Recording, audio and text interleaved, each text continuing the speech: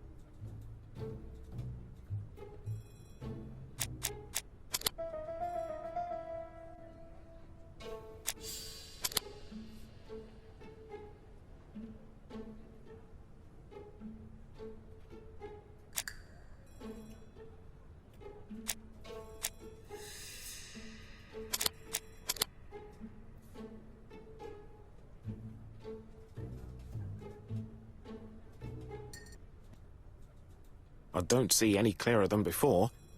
This is worse. There is one point to highlight. C'est curieux. Cust admits that he killed, but he does not know why. What did Dr. Thompson say? Even if Cust killed while in an altered state, it still must have been his deepest desire. He must have had a motive. Let's keep it simple. Never mind his motive. He confessed. But you see, he can confess to anything and everything.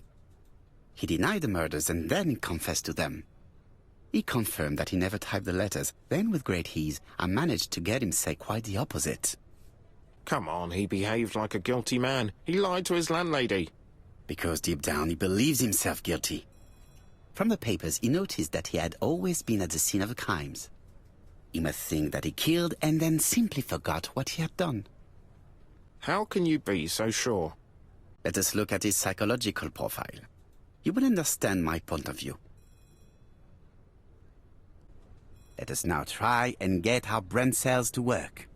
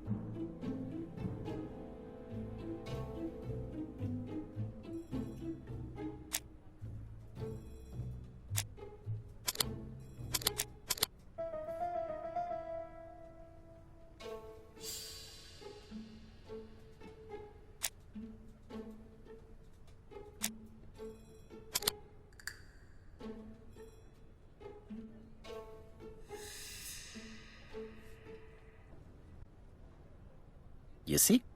Cust's character is quite the opposite of the murderer's. But if he's a madman, can we really talk about his character? You know very well that our murderer does not behave like a psychopath. Apart from the signature, there is no ritual repetition in the choice of victims. Very well, you're right as always. So we have no confession, no culprit, no suspects, nothing. And all that after 2 months of inquiry? What should I do? Have faith. Just give me 24 hours.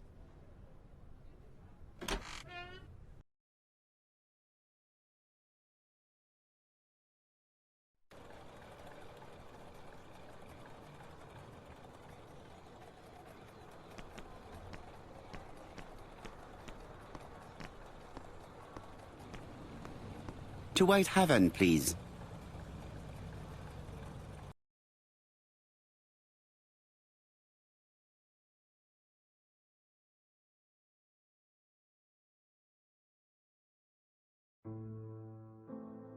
Cust's arrest is a great success for you, Poirot. It's all clear now, except maybe one or two details. Details. Ah, mon ami. The devil is in the detail, as we say. Excuse me? Patience, Hastings. Everything will be clear once our guests arrive. Best be prepared. Slip a revolver into your pocket before they do. A revolver? But Poirot, what are you afraid of? Trust me. It is important you carry a weapon for this meeting. I will lend you mine. What about telling me what you have in mind? Surtout pas. You wouldn't be able to play your role. Wait one moment, I will bring you my weapon.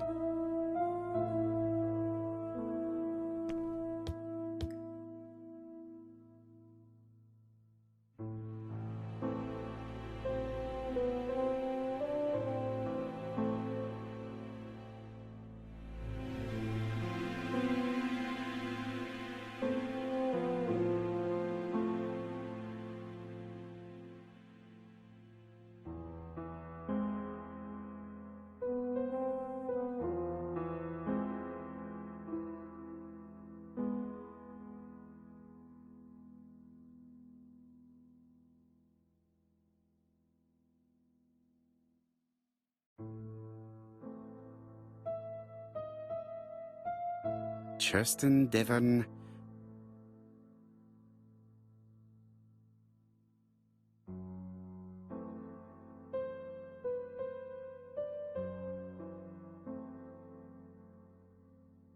Hastings photo album.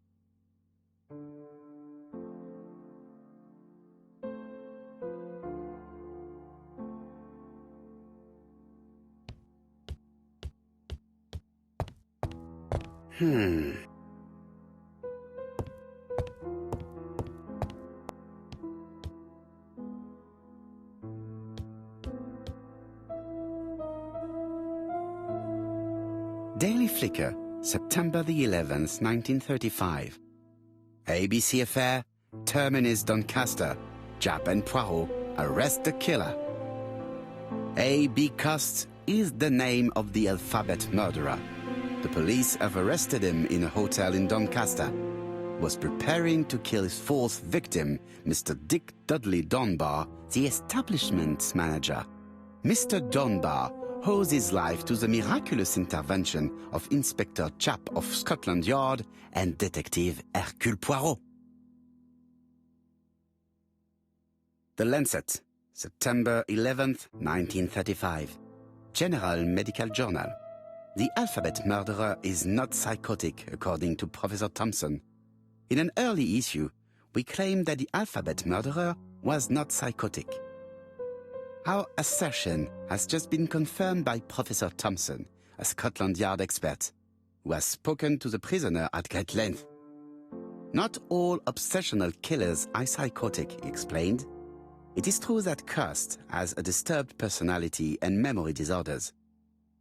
But his amnesia, whether real or pretended, does not alter the fact that he was perfectly lucid at the time of his acts. Therefore, he will not escape punishment.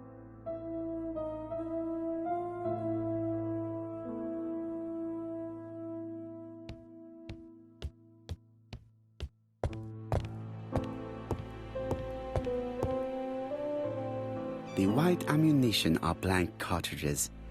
The others are real bullets.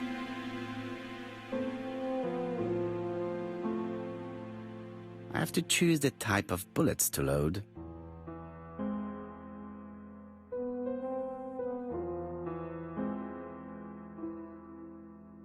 The revolver is loaded with blancs. I still have time to choose real bullets.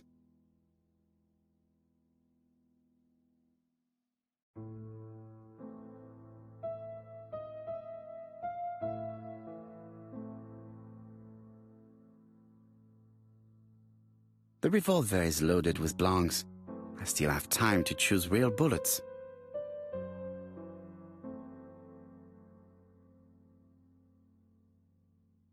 The revolver is loaded with real bullets.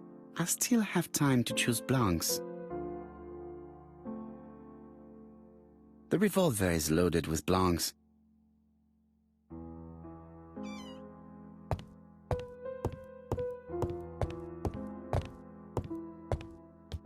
What about telling me what you have in mind?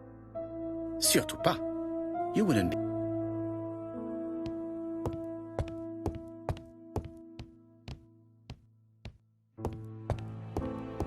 It is not the right time.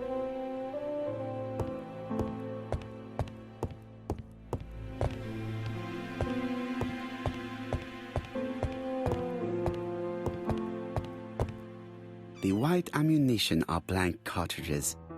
The others are real bullets.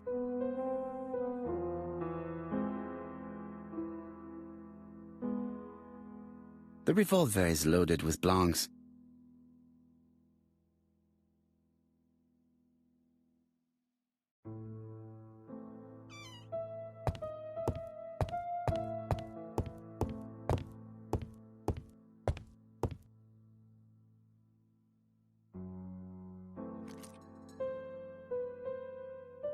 Voila, I don't trust you with my weapon. It has hardly been used. It is almost new.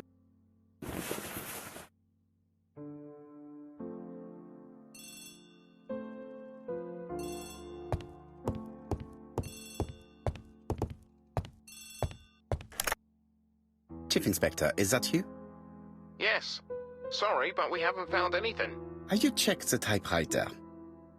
And the packaging, the letter, and the ribbon reel. We've only found prints left by Cust and his landlady. Well, never mind, I shall make do.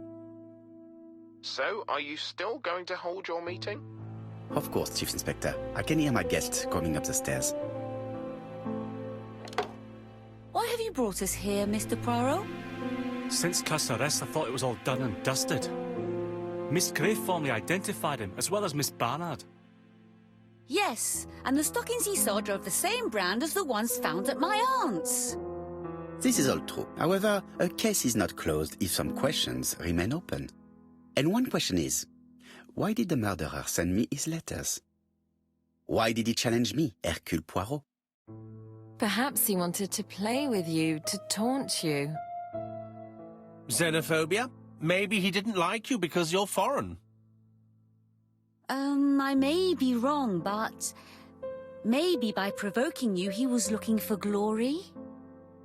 All these theories should be studied. Let us now try and get our brain cells to work.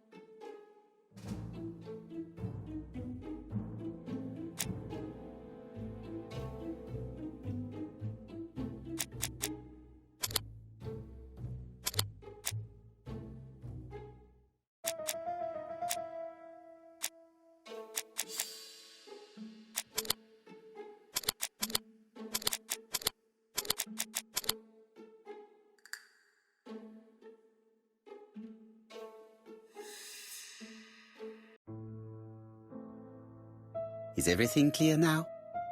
You might like to explain your reasoning again. Of course. First of all, remember that the murderer made it a rule to always post his letter before the murder. He never digressed from that rule. However, in Churston, he encountered a problem. The village has only 500 inhabitants. With advance warning, it would be easy to arrest him.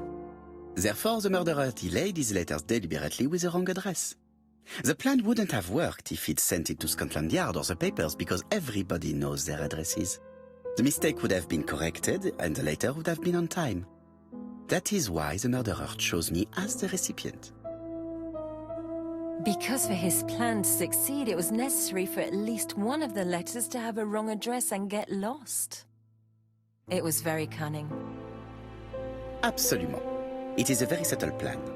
It matches the profile we have drawn up of him perfectly.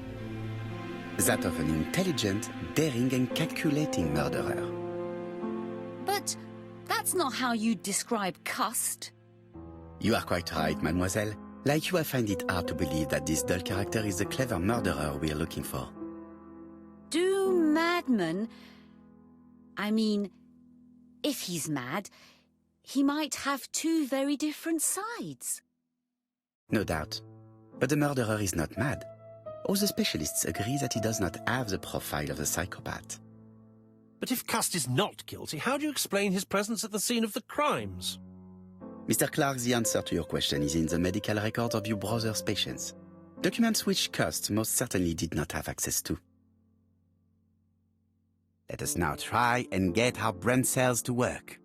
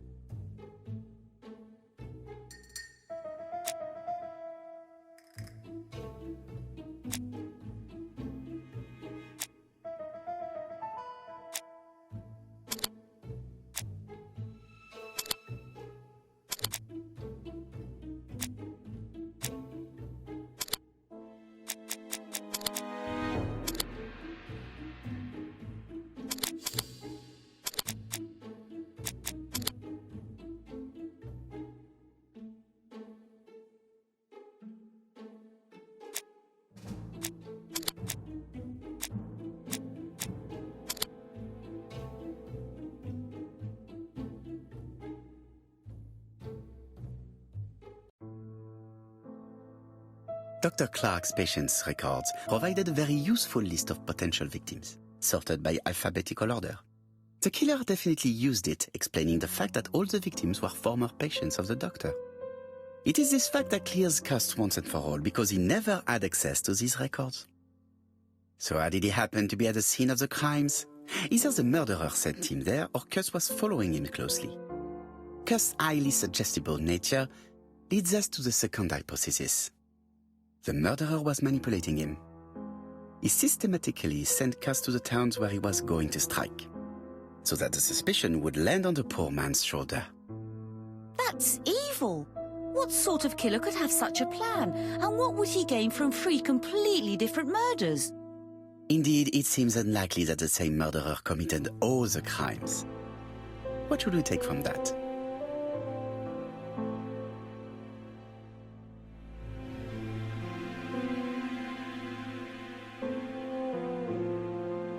Just one murder was of benefit to the murderer. The others were just diversions. On reflection, there is only one conclusion. The murderer killed once out of interest and twice to divert our attention. This reasoning points at 2 potential culprits. Franklin Clark. Donald Fraser? Yes, mademoiselle. That's good thinking. Mr. Fraser may have killed Betty out of jealousy. Mr. Clark may have killed his brother in order to inherit his large fortune. Both have a motive. But Donald did not have access to Dr. Clark's records. Please allow me to disagree with you, mademoiselle.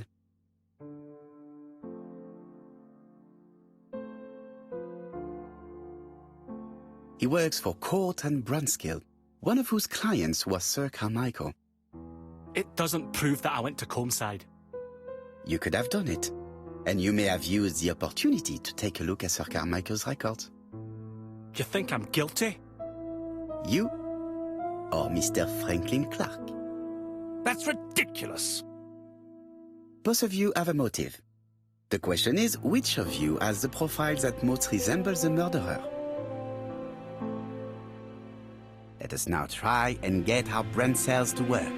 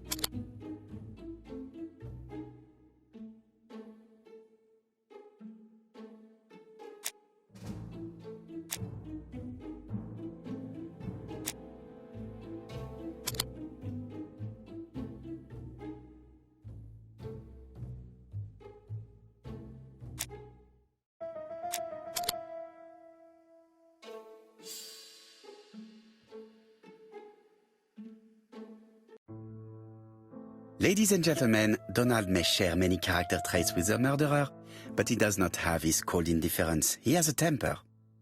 It is hard to imagine him planning anything.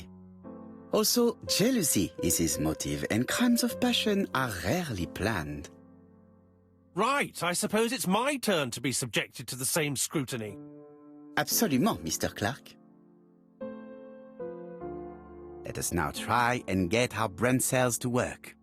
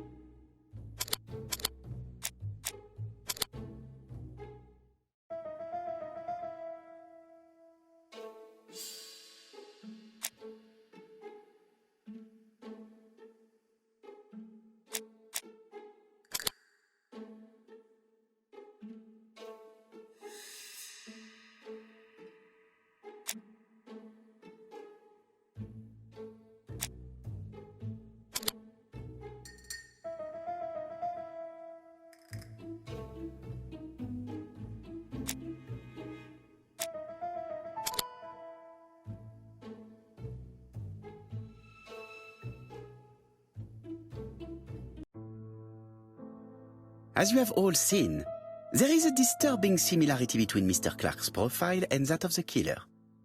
In actual fact, it is exactly the same. Mr. Poirot, your psychological studies are interesting, but your conclusions do not add up. Why would I have wished my brother's death? The inheritance is lawfully mine.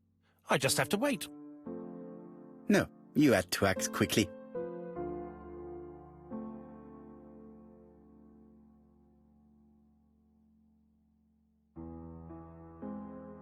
Because of Miss Grey. Mademoiselle, although you haven't been telling the truth, there is no doubt in my mind that you would have found a way to marry Sir Carmichael after Lady Clark's death. For you, Mr. Clark, it was a disaster. If Miss Grey had children by your brother, you would not have inherited a thing. You realized the danger after reading several letters from Comside, especially one in which your brother opened his heart to you. So you hurried home from China, and you took action. In truth, Cust was no more than a puppet manipulated by the real culprit. You, Mr. Clark. Such an imagination, Mr. Poirot. In fact, nobody manipulated Cust. The famous instructions he received by post. He wrote them on the typewriter. We know that for sure. Oh no. You know perfectly well that is not true. Eh bien voilà, light has now been shed on the ABC murders. Your theories are ingenious, but you haven't any proof. One point to him. For the moment, I have no material proof. Either I admit to it, or I bluff.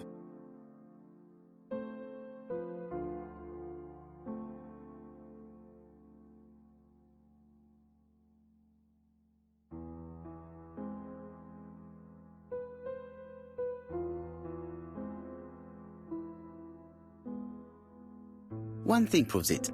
The prints you left on Cust's typewriter. Enough. Oh, of course you wiped the typewriter before sending it. But not carefully enough. Scotland Yard has found your print along with those of Cust. I understand why you never wanted to lend me your new typewriter. And why you were searching through your brother's things. And the hole you dug on the moors. What did you hide there? The knife you used to kill your brother? Game, set, match. You win, Mr. Poirot. But it was worth trying.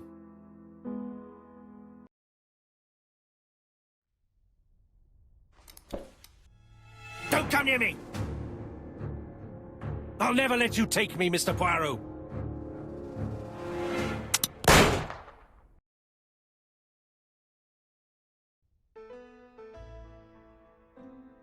I'm sorry, Mr. Clark, there is no easy death for you. I expected your reaction, so I used blanks. I'm sorry, mademoiselle, but your second chance has been lost. Franklin Clark will never inherit his brother's fortune.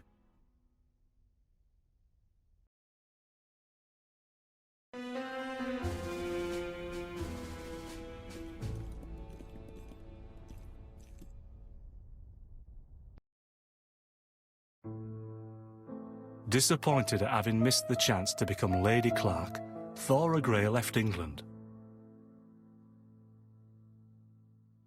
Donald Fraser and Megan Barnard married. On Poirot's recommendation, Mary Drower started to work for Lady Clark.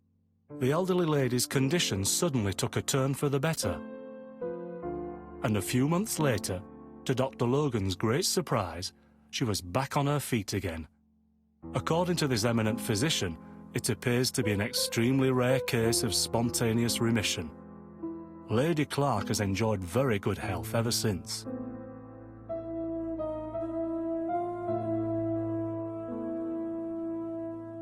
Journal of an Innocent, the incredible story of ABC. As for A.B. Cust, after being advised by Poirot, he made a great deal of money by selling his story to the press.